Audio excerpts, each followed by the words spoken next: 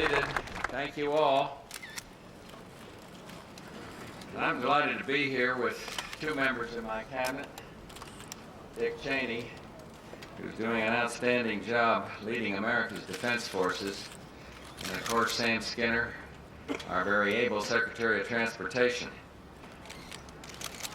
Chairman of our Joint Chiefs is here, General Colin Powell, Secretary Stone, Secretary Rice, General Gray was to be here, and there he is. And I'm going to omit somebody, so I'll stop right there, but just welcome all of you. I also want to recognize, single out so many members of the United States Congress that are here today. I'm delighted that you are, and of course the representatives of the armed forces. Most of all, I guess we got to pay tribute to the distinguished representative from the state of Mississippi, the chairman of the House Veterans Affairs Committee, and the Army veteran for whom this historic bill was named, our old friend, my old friend, Sonny Montgomery. Sonny.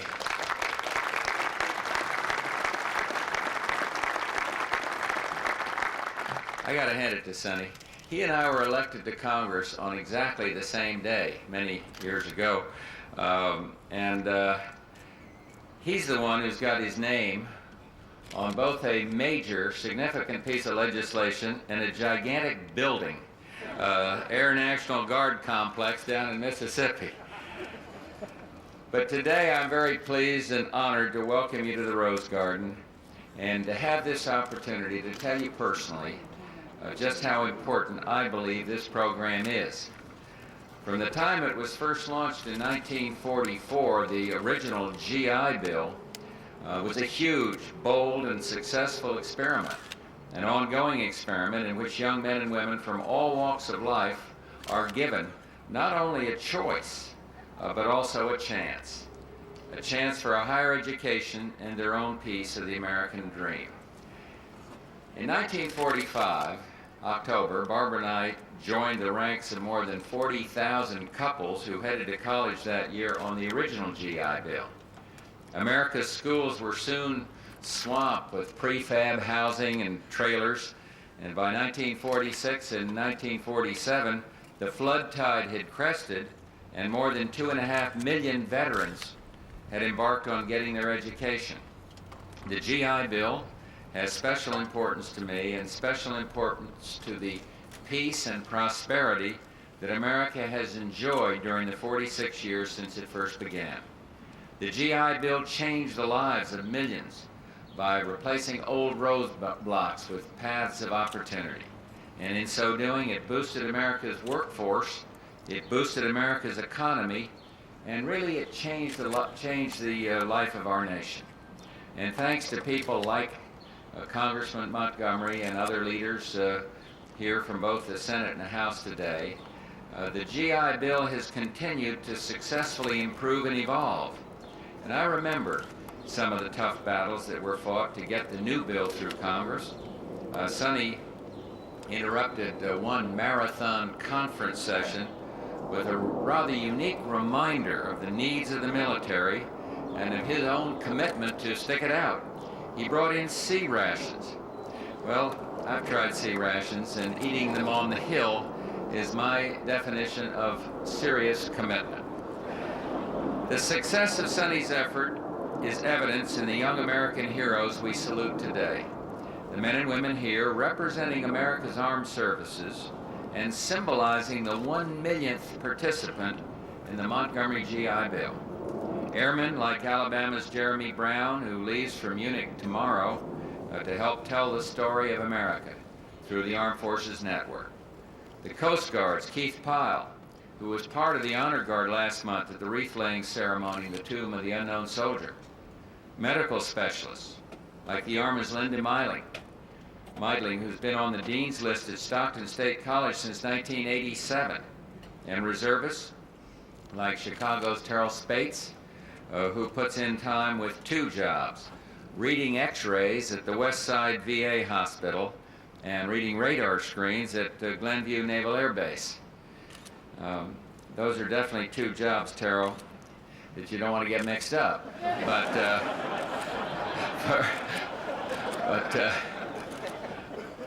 But for America, as for these individuals, the payback has been terrific.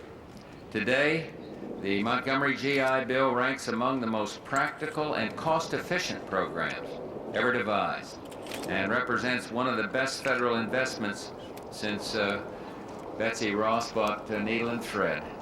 To begin with, right now, the program is more than paying for itself. And even as payouts increase, 4 decades of experience have taught us that the increased earnings of these educated GIs also mean increased tax revenues for America. And the additional education its participants receive continues to produce a technological gain for our country. Even more important are the improvements in our armed forces.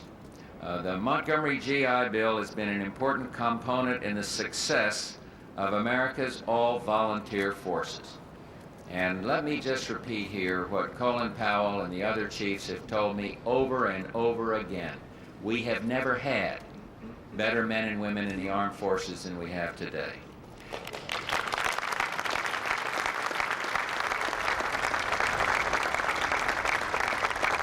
This program contributes to savings because better educated recruits mean training costs and attrition have gone down, while productivity and morale have gone up.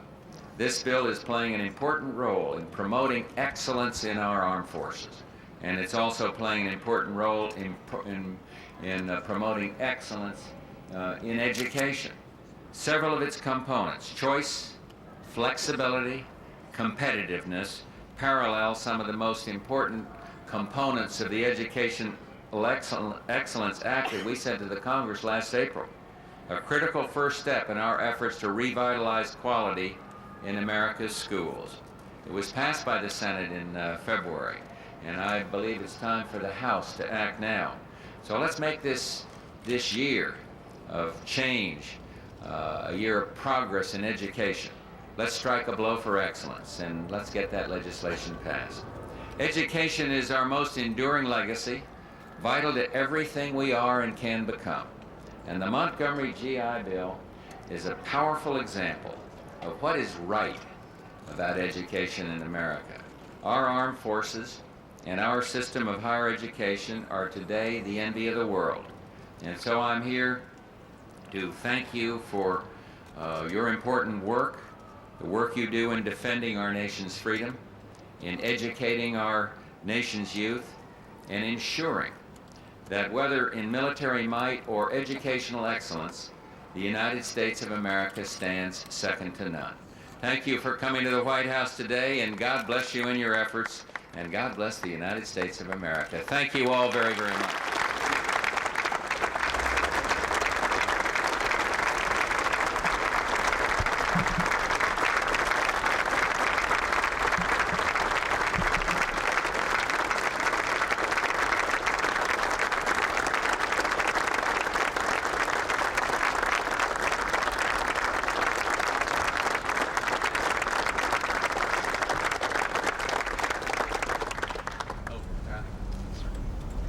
Retire the colors, please.